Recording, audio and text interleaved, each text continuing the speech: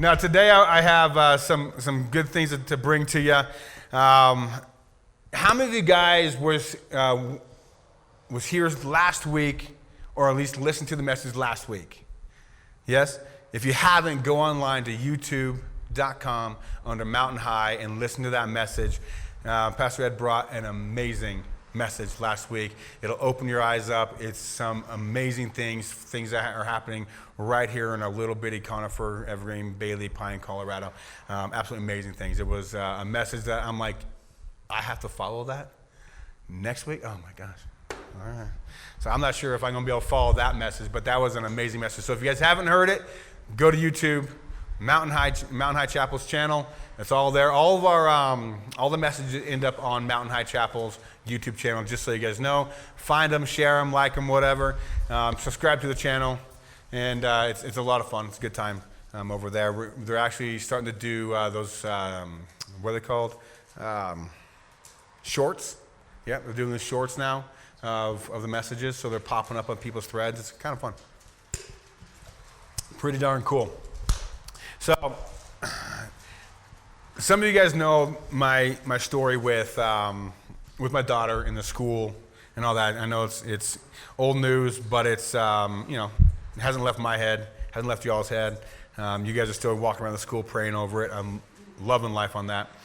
And so, a few months back, I went to a meeting of right-wing conservative individuals. They invited me. They called me and invited me to tell the story. And the story is basically my daughter, there's a young boy that's going into the girls' restroom in the school. My daughter went to the principal, vice principal, and they said nothing we can do about it, Title IX, you just kind of deal with it. And so I went to this Republican right-wing thing and gave my story, which I was really excited about. I'm like, yes, maybe there's a group of people that will jump and help me out. What surprised me was that the only people in that group that are helping me out are in this church. Everybody else that was at that meeting, and I know a handful of them just from working whatever, they come up, shake my hand, pat my back, and said, I'm sorry you're going through that. I'm like, what? I'm sorry you're going through that. That is, okay, all right. And it blew my mind, honestly. It blew my mind, and it kind of really opened my eyes up to where a lot of people's mind are. They're more worried about fighting for the fire department and the levies and saving some money than they are about saving some children and helping some kids out. I mean, again, that little boy needs some help. He's been being trained incorrectly. And I got no ill will towards that little boy. He doesn't know. He's only 14, 15 years old. How can he know? There's no way he can know, and he's being trained incorrectly. He's being told the wrong things. And so that just really, really took my head and like blew my mind. Prior to that, we went to a school meeting, and I got a chance to talk to the principal. And he's like, yeah, we can talk about it. I told him the story about the little boy in the restroom and girls not feeling comfortable with it. And he's like, yeah, Title IX. Title IX. Does anybody look up Title IX? Look up Title IX. Okay. I'm not going to read everything about Title IX to you, but I am going to read you what Title IX is. Okay. Title IX is simply this. It is the most commonly used name for a federal civil rights law in the United States that was enacted as part of Title IX of the Education Amendments of 1972. It prohibits sex-based discrimination in any school or any other educational program that, wait for it, that receives funding from the federal government. Title IX. So if a school is enacting Title IX, what does that mean? They're getting money from the feds. Why is that a bad thing? Because they just gave up their rights, the jurisdiction of their rights in Colorado or their state, period. Once you take that money, now part of that money, the contract is now you are under the jurisdiction of the federal government and you get to follow their rules. That's why, and it's always confused me, because I know that the states are sovereign based on the 10th Amendment of the United States federal Constitution, that states are sovereign from the federal government. States override the federal government. States can tell the federal government to pound sand anytime they want it to. That's right? Unless they give up jurisdiction, like Title IX, and which is the rule that they get to follow once you pick up the federal money. When did that come in? Do you guys know when that came in? I bet you guys do.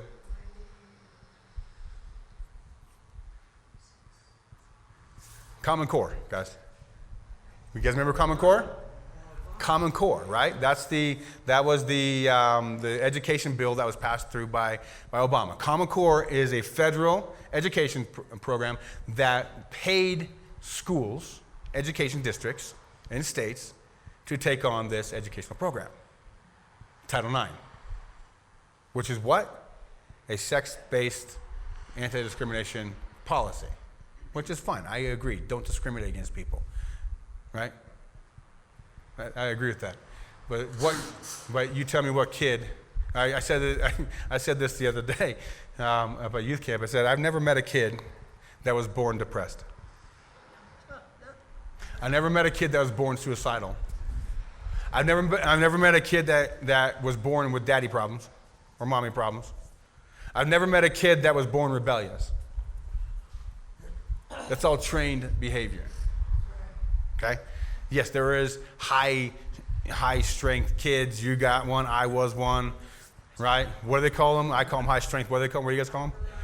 Hyperactive. Well, it's just amazing. I love hyperactive kids. They're the most creative individuals out there. All you gotta do is put a shovel in their hand. They'll figure it out. Just don't have your siblings around, otherwise they'll start beating the kids.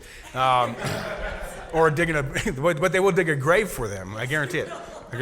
When I was a kid, I was ADD, ADHD, and every other AD, whatever, attention deficit. I had quote-unquote disabilities, as well as I was dyslexic, and so now I'm autistic and whatever else. And the only fix that my parents had for me was to keep me busy, because idle hands are the devil's workshop, right? And if you don't have a program for me, I guarantee you, I got a program for you, okay? And so I can tell you stories about fireworks on the mountain. I mean, it's amazing. It was so much fun. But I mean, bonfires in the middle of the woods that you guys are like, what? And that's the time where everybody would agree that the community raises a kid when everybody's up there beating on this one kid for about burning down the mountain. It was amazing. But no, I had a good time. My dad didn't. Anyway, my dad gave me a shovel. He says, dig me a hole 4 foot by 4 foot by 4 foot deep.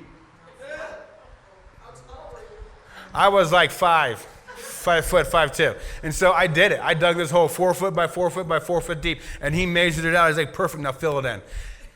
Kept me busy for 3 days. And I'm like, he's out of my hair, thank goodness. He's just rocking and rolling, doing his thing. But I tell you, when you look at kids are not born with these dysfunctions. Those are trained dysfunctions. I'm sorry. They just are. That's why you can adopt a child from a different flipping country, and they will act just like you. You can adopt a kid when he's 9 months old, like myself, and bring him into your home, like myself. My last name is Grisenti. I'm an Italian, and my dad passed away when I was 9 months old.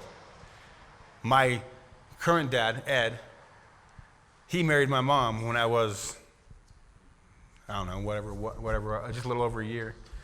And I tell you what, I am more like a Shirley than I am a Grisenti, because I was raised by a Shirley, okay? I'm not a Shirley, but I am a Shirley, because I'm raised by a Shirley. I wasn't born a Shirley. These kids are not born with gender dysphoria. That's a trained thing. I'm sorry, that's a trained thing. Every kid does what kids do. I grabbed a Barbie doll when I was a kid, and I was playing with it like I played with my G.I. Joes. My dad knocked that thing out of my hand so flipping fast, lit it on fire, and it's done. Oh, don't play with Barbies, they catch on fire. That's easy. I didn't care the sex of the doll. I was just playing, for all I knew, was Barbie was Superman. I didn't really care. And dude, I love pulling the heads off and putting them back on, pulling them off. It's amazing. And then when I got my hands on firecrackers, light them up, baby. It's good stuff. We did some. You remember those little parachute guys? Yes. Yeah. You take a little firecracker, a little black cat, tie that sucker to that little to that guy, light it, and throw it in the air. It's like, it's so good. It's so good. You take those little things, shove them in ant piles. Awesome. You just ants flying, sand going everywhere. I'll tell you, it was an amazing thing. But my mom and dad did their doggonest to recorrect that, right? They were training me so hard every day. It was butt camp, I should say. It was on me every single day. Why? Because they knew if they didn't, I would turn into something that the world really didn't want around, right? And they didn't want me to calm down. They wanted me to be productive. And that's what they trained me to be, is be productive, not calm down. They brought in the chill pills, the ADH pills, or whatever they had back when I was probably in late elementary to early junior high. That's when those things started really coming through. A bunch of my friends got on what we call the chill pills. Yeah, Ritalin. And a lot of those kids, they were ADD with me. They were the best. They were so much fun until they got on those pills. They were really good students for a time, and then they got on the marijuana and drugs. They never graduated high school. And then most of them are now doing good, but it took them about 15, 20 years to get to somewhere solid. But here's the thing I want to talk to you guys about. It's about jurisdiction, right? It's about jurisdiction.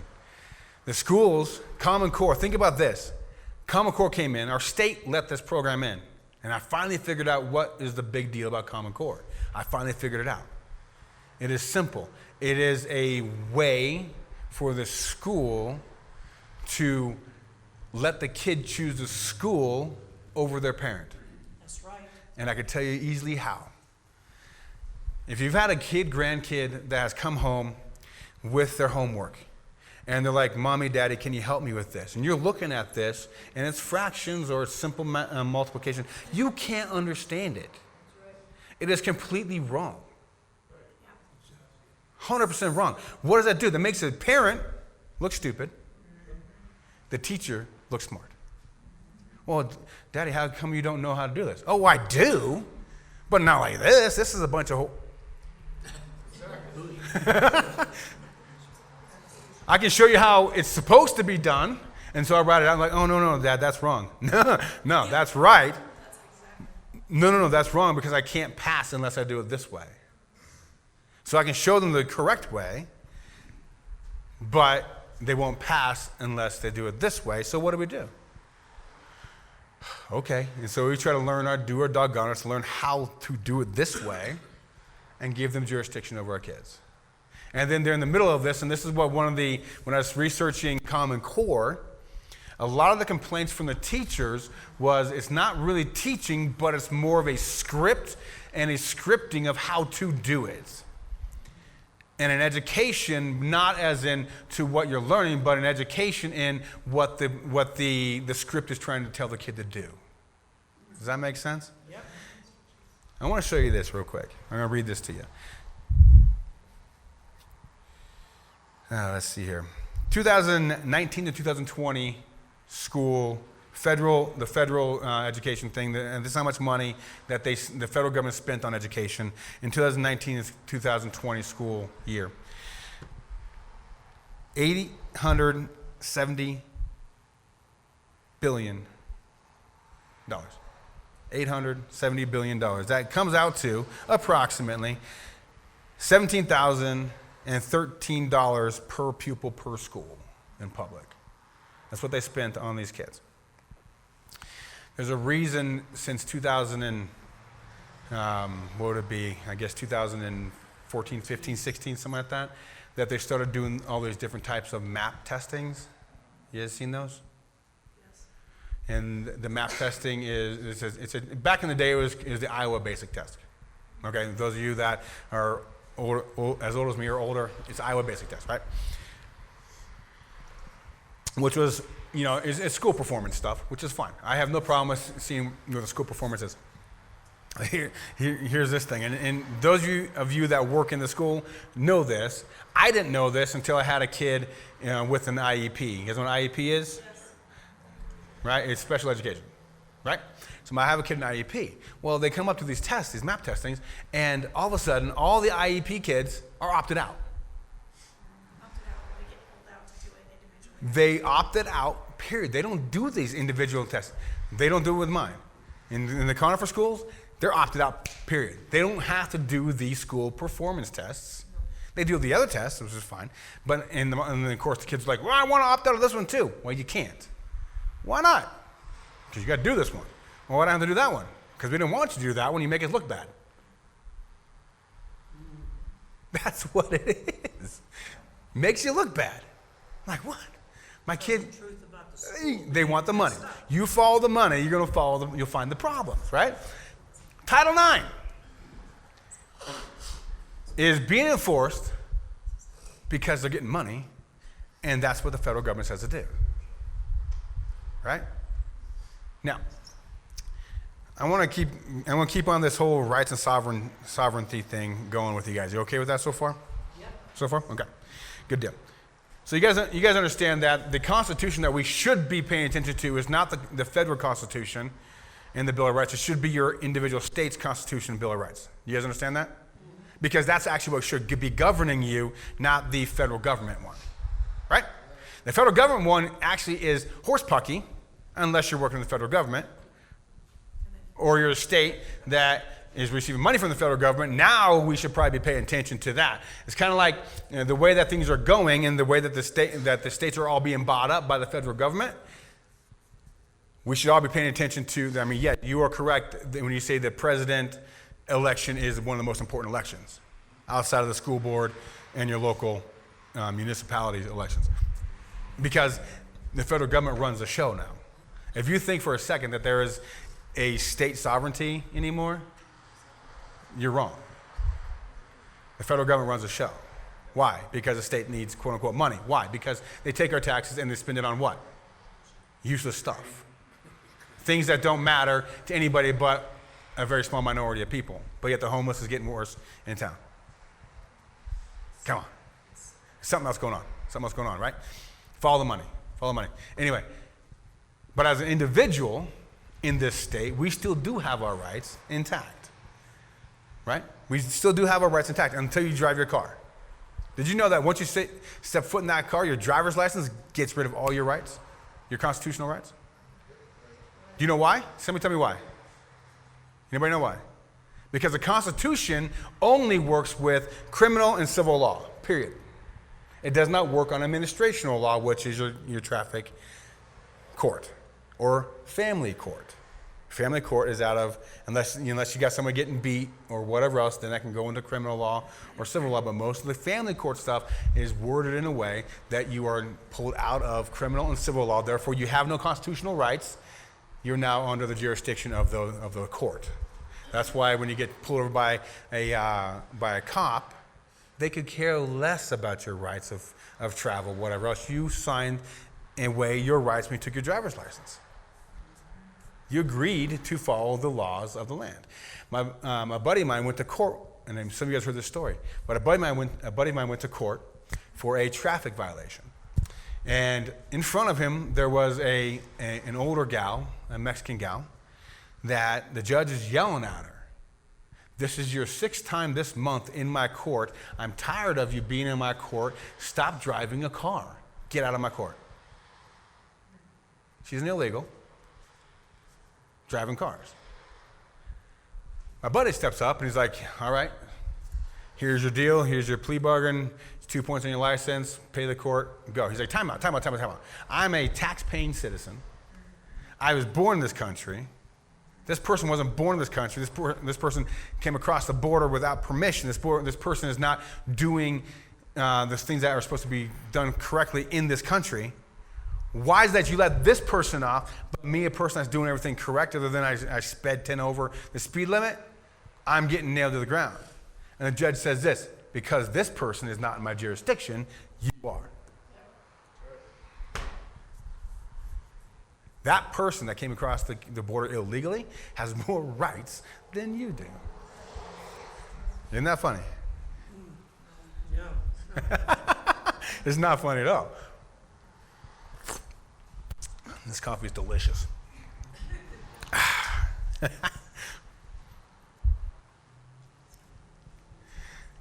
So we look at what are our current rights. When you drive a car, you pretty much lose your rights. You can fight them. I fought them in court a couple different times, and they threw the cases out just because they don't want to hear my, in their words, creative arguments. I'm like, perfect, that's fine. That's perfectly fine. But they're very creative arguments. And the last time I did this, I was up in Park County, which, by the way, Park County is a good county. The roads are terrible because they don't have the money to fix the roads, because they're not taking federal money or state money, that's federal money, because they don't want to drop in the jurisdiction. God bless Park County. Jefferson County, every county in the Front Range has been sold out, bought out, okay? Anyway, I was in Park County, and what's that? Still terrible roads. Yeah, I mean, at least they come back and fix them, thank goodness, every so often. My road's nice. If you want to see a nice road, just drive them on back and forth. It's a good time. It's pretty flat, too. But if, dang it, Sam, lost my train of thought. Park County, I was in Park County, and I got pulled over and was issued a seatbelt ticket. And I'm like, all right, this is an easy one to fight, just a seatbelt ticket. If I get nailed, it's money, it's not points. And so I get nailed with a seatbelt ticket. And I go up there and I talk to the judge with my creative arguments. The judge's like, you plead guilty, not guilty. I said, not guilty. And so okay, so I set a court date and whatever else. And I did this whole thing in front of a completely packed courtroom. It was amazing. And the judge had no answers for me other than no.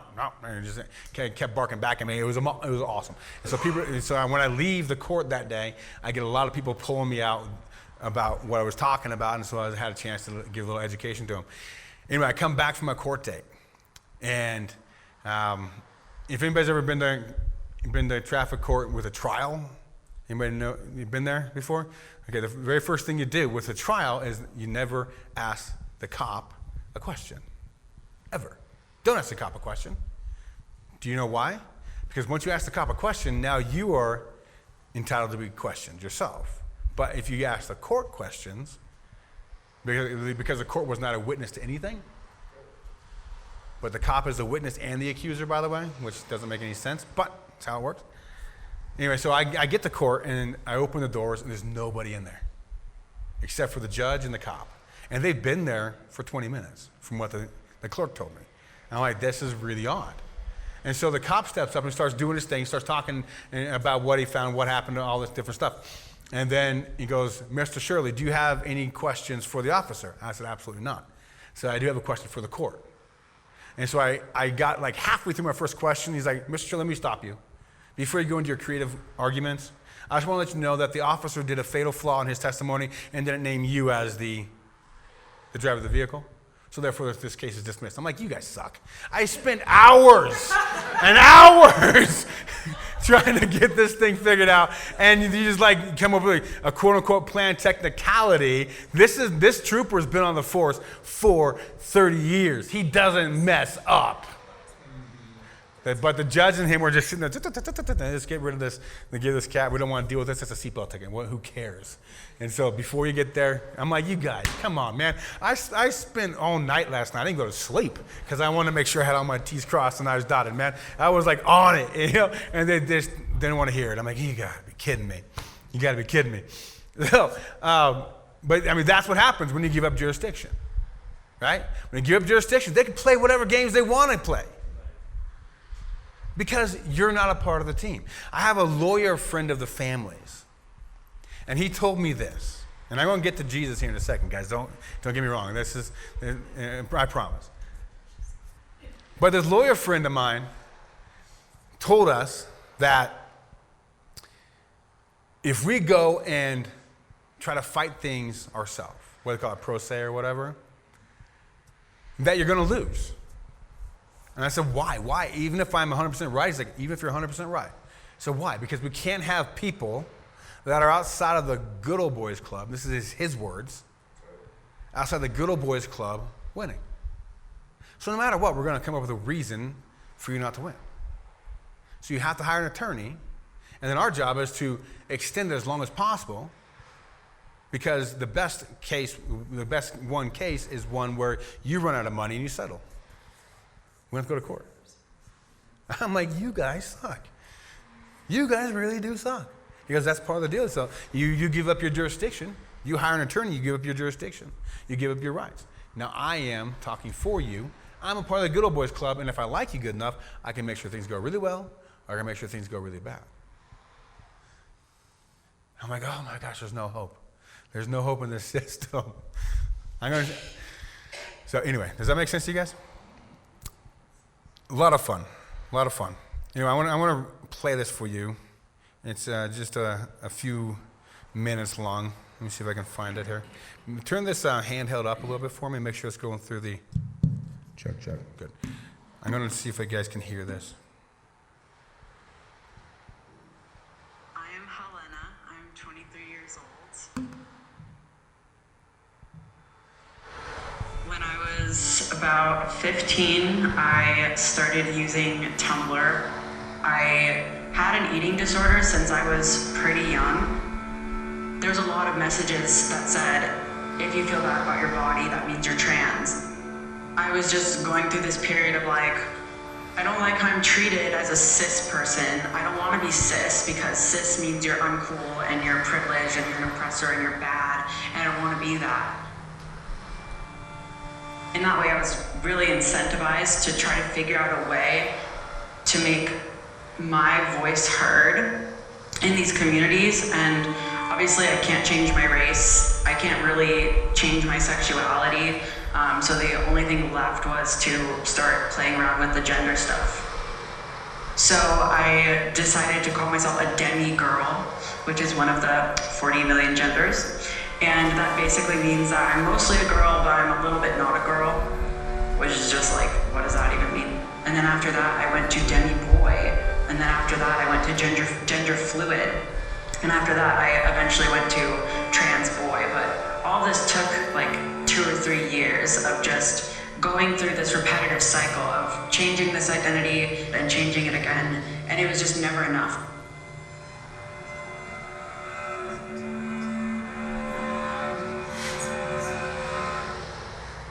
There was a lot of hopelessness for a long time, a lot of regret.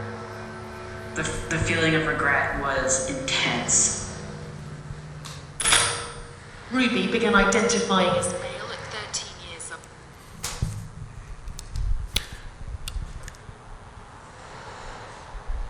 I'll give you the rest of her story here in a second. Hang on.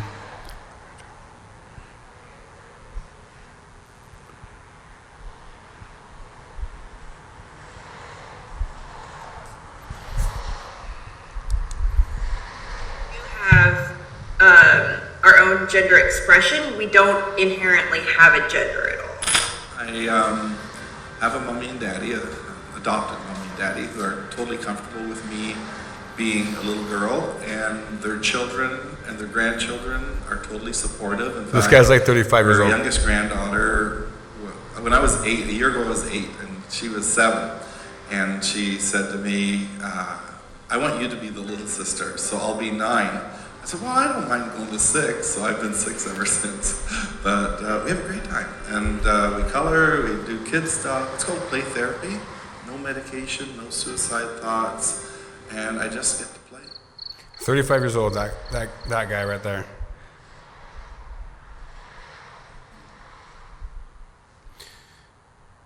I'm trying to find the rest of that first one. Hang on.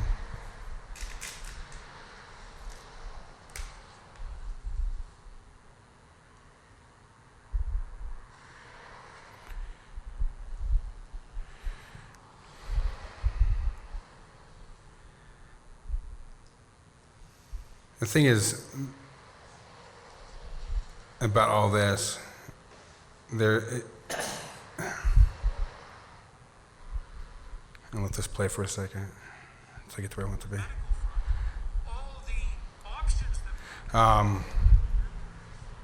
be. these are real stories from people, and you can find them all over the internet, about kids that are detransitioning and what the real truth is on what's going on with their life.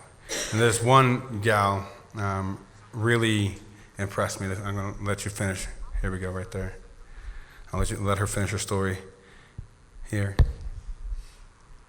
Not only that I couldn't consent, I couldn't really fathom the full picture of things. You know, I'll never be able to breastfeed. I'll never have that erogenous sensation in my chest back. I do hate to speak about it, but I'm experiencing sexual dysfunction at the age of 18. That's something that women usually go through when they're in their 40s to 50s. How is this supposed to know? That's the question. How is it supposed to know? How is it supposed to know?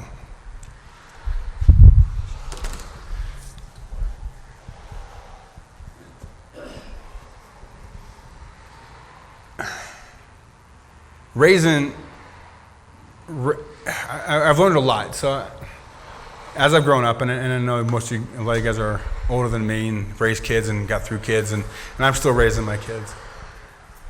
I have one kid that's out of the house, another kid that's about out of the house. And if my kid ever came up to me and asked me that question, how was I supposed to know? That's probably one of the worst questions my kid's supposed to ever say to me. How is it supposed to know? Because I'm supposed to tell you. I'm supposed to care enough about you and tell you. Now, one thing I've learned with kids is they don't care. They do what they do. They're going to do what they do. Once they move out especially, it's like whatever. We're going to be what I am. I'm going to show you. I can teach you all the different things, and my kids are just going to be what my kids are. They're going to grow up and start doing what they're doing. Never stop influencing them, or as best I can. But they're going to be who they are, and I'm trusting the training that I put into them, the trusting training that I believe God told me to put in my kids. But no matter what, they're going to choose. But my kids are not going to ask that stinking question. How's it supposed to know? How's it supposed to know? Before that girl started talking right there, a psychologist by the name of Jordan Peterson jumps on, and he goes, if you're about ready to have a decision like this made, you need to have at least 6 months of weekly conversation and therapy to understand what you're really doing, to understand what's really going on, to understand really the consequences of your actions that you're about to do, what you're giving up, what you're going to do, what jurisdiction you're giving into. Because I tell you what, you go and do what these people are doing by changing their gender, you're giving yourself into a different types of jurisdictions. I'm sorry. Something else that has more control over what's going on. She can't get it back. She can't get it back, no matter what she wants. And somebody should have said something. And made sure, grabbed her by the ears and said, listen to me. You do this, you're never coming back. This is not a tattoo. This is like putting a gun into your head and pulling the trigger. It is a permanent decision for a temporary problem. We go back to the beginning of the book of the Bible. We go back to Genesis. It talks about that God created the heavens and the earth. That God put everything together, and that He made then He made man on the 6th day in His likeness and His image, and He gave man the choice to love Him. And He gave him the choice to love Him. You know what that choice was? Love me and just don't do this, right? One choice. And obviously, you guys know the book. Man decided to take the other choice and eat from the tree of knowledge of good and evil. For what reason? Because they wanted to know more. They didn't trust for the first time God. Now this is God. The Bible says that God came down and visited with them and walked with them daily. It's not like an absent parent. You know? It's like, good luck. I'll see you guys in a little bit. No. Daily, he's down there hanging out with them, talking to them. I can only imagine the conversations they're having. And then this little weasel of a snake comes up and with the silver words and the golden tongue convinces Eve to take a bite out of his apple, which is why I don't care for Macintosh.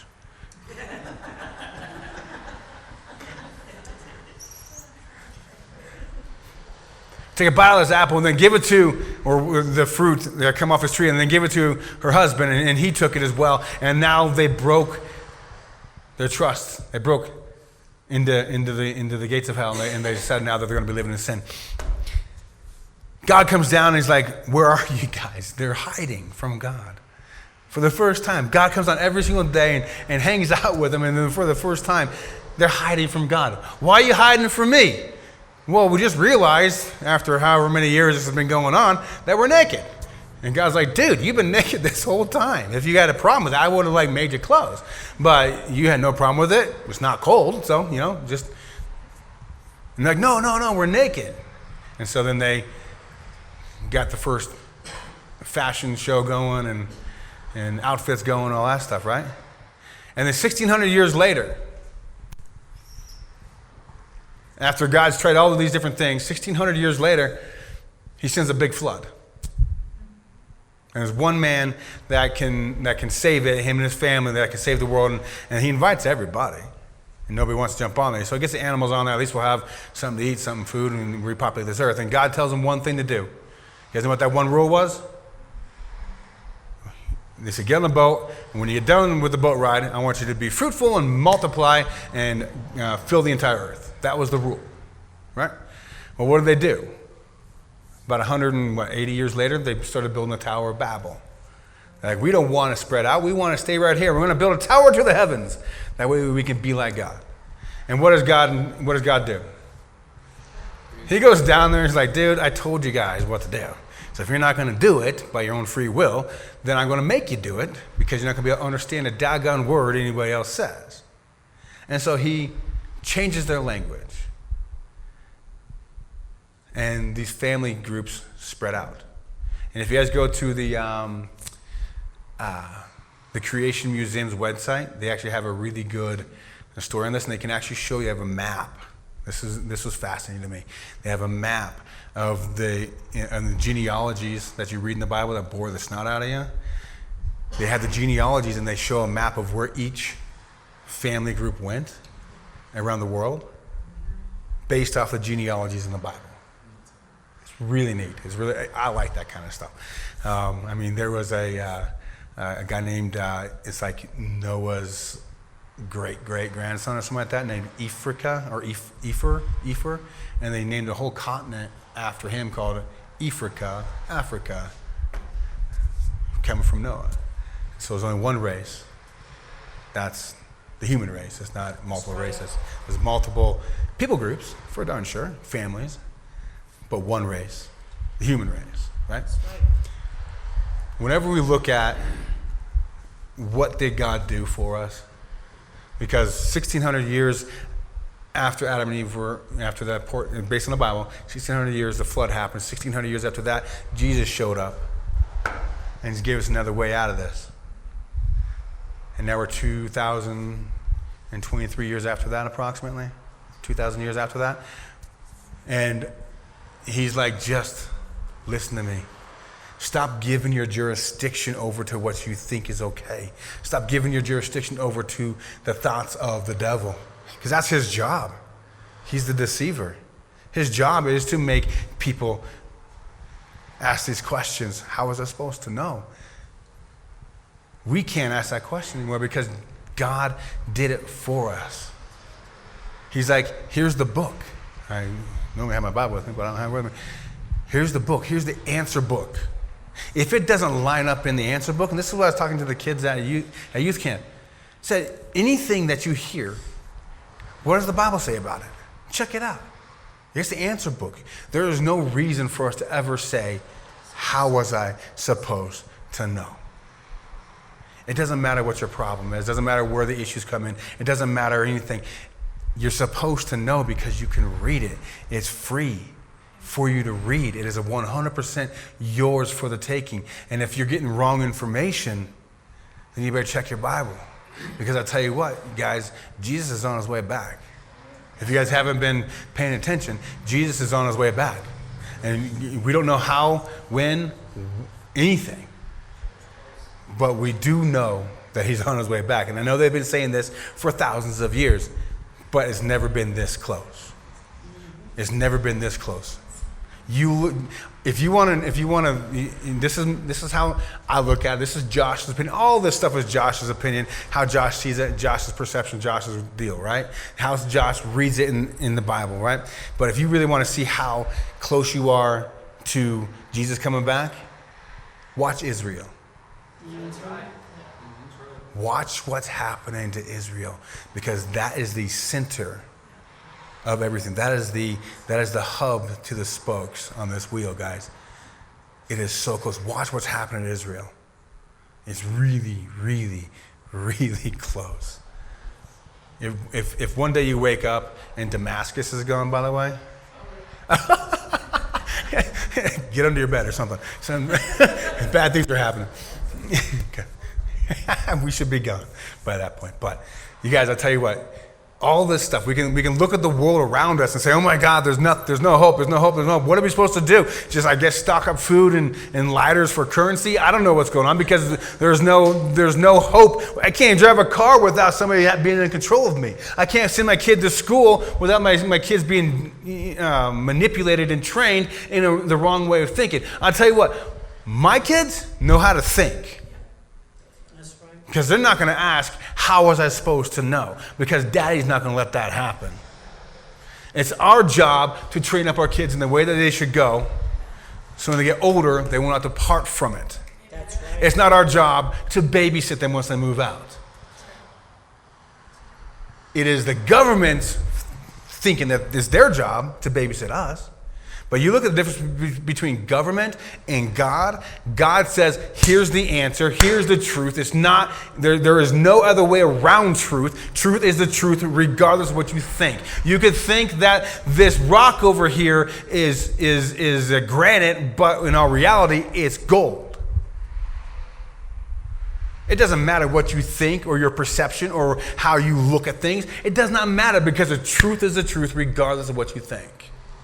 Period. God says, here's the truth. You do what you like. I'm not going to babysit you. I'm not going to beat you if you do something wrong. I'm just always going to be available to you. Period. And that's the truth. That's the truth. And as parents, as people that look at this world and say, hey, how can we help? All we can do is plant seeds. Let them know. That way they can't say, how was I supposed to know? Teach them, show them how to get your jurisdiction back from the devil and put it in with God. Because that jurisdiction is 100% your choice, how you want to run it. 100% your choice how you want to run it. Does that make sense? Yep. I mean, it's just so powerful, because jurisdiction is the one thing that gets rid of everything. All your rights.